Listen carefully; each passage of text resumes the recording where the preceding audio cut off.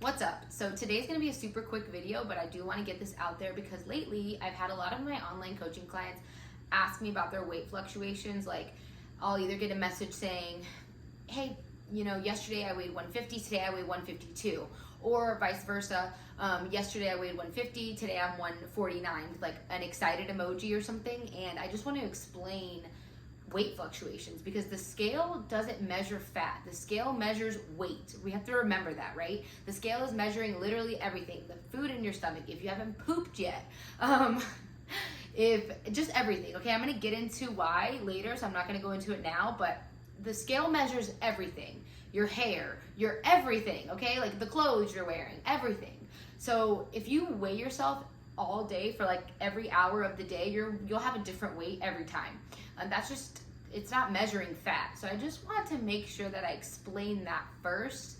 And fat loss, if you're doing it in a slow, sustainable, like you're in a decent calorie deficit, you're getting a lot of movement in a good program and things like that, it happens at about 1 to 4 pounds a month. 4 is like the high range. 4 is like you are completely dialed, you don't miss anything, you know what I mean?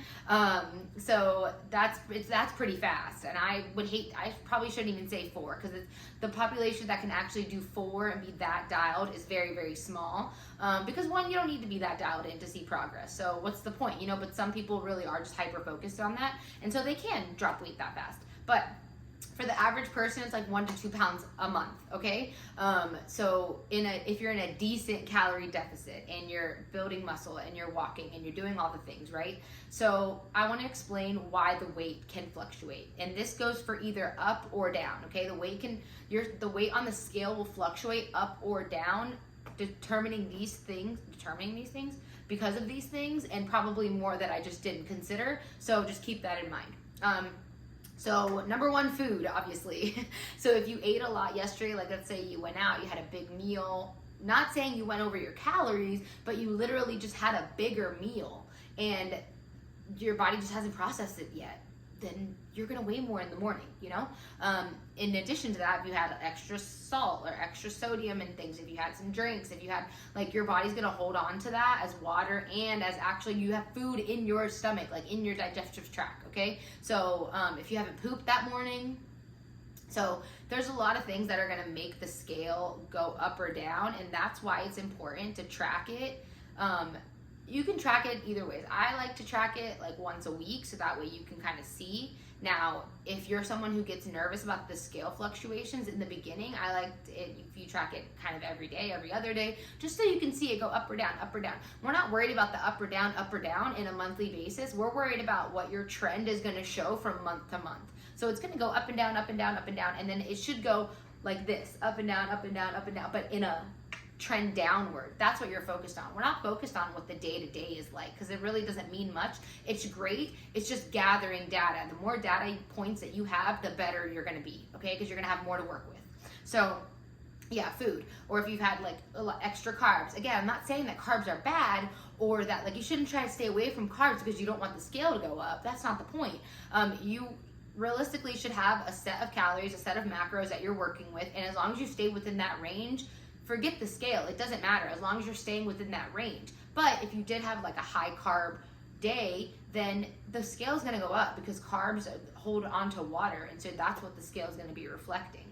What else? Heavy lifting, that's a big one. So if you lift heavy, especially if you're sore, that's a big indicator that the scale is going to be up, because whenever we're sore, our body, in the process of trying to repair it, again, retains water. Like, that's what that is. So until you get rid of all that, so I noticed that, like, let's say I go away on vacation for a week and I decide, you know what, I'm not going to lift at all this week.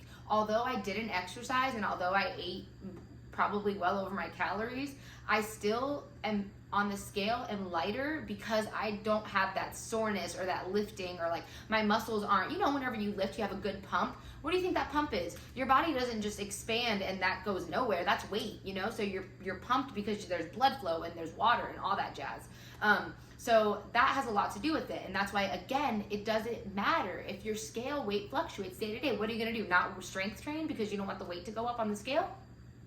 Come In the grand scope of things, after 6 months, you will have made tremendous progress if you just let go of that, like the scale's going up or down. So what you do is that you let this, whatever the scale, like let's say the scale goes up, then you let that dictate what you're going to do that day. Then you let that dictate, okay, I'm going to be low carb today. I'm not going to eat that much. I want the scale to go back down.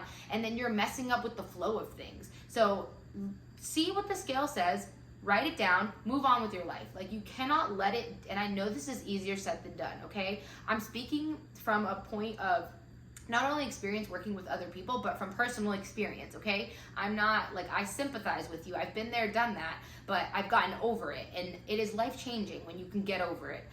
So write it down, but move on. You still have tasks to do. You still have a workout to do. You still have your steps to hit. You still have your calories to hit and all that stuff. So focus on that.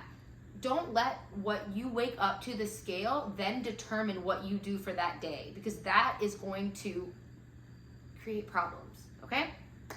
Okay, stress. So being like hyper stressed can, again, you can retain water. Our bodies can tense up. Our bodies don't want to be stressed all the time. Obviously, there's good and bad levels of stress. That's totally fine. I'm not saying like you're stuck in traffic. Oh, you're gonna blow up like a balloon tomorrow. You know what I mean? I more so mean like chronic stress. You know, like you're constantly stressed. Like your lack of sleep. That's in here too, but I can add it to stress because the lack of sleep will cause extra stress. And then not only does sleep, if you sleep, your body doesn't get to go through all those repairing processes.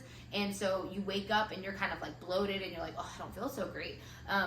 Because that's what happens when we sleep. So if you're not getting proper sleep, it adds to your stress, but also lack of sleep alone will cause the weight to fluctuate. But again, that doesn't mean that you're not doing everything right.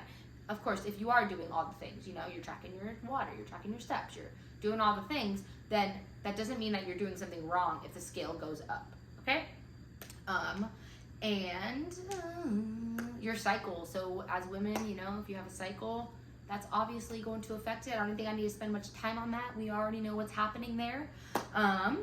And let's say you got little movements. Let's just say you like slouched around the house all day. Nothing wrong with that. But what I'm saying is if you didn't get a lot of movement in, then your body didn't, you know, you didn't move around, your body didn't burn anything. So the scale weight might stay the same, it might go up, it might whatever.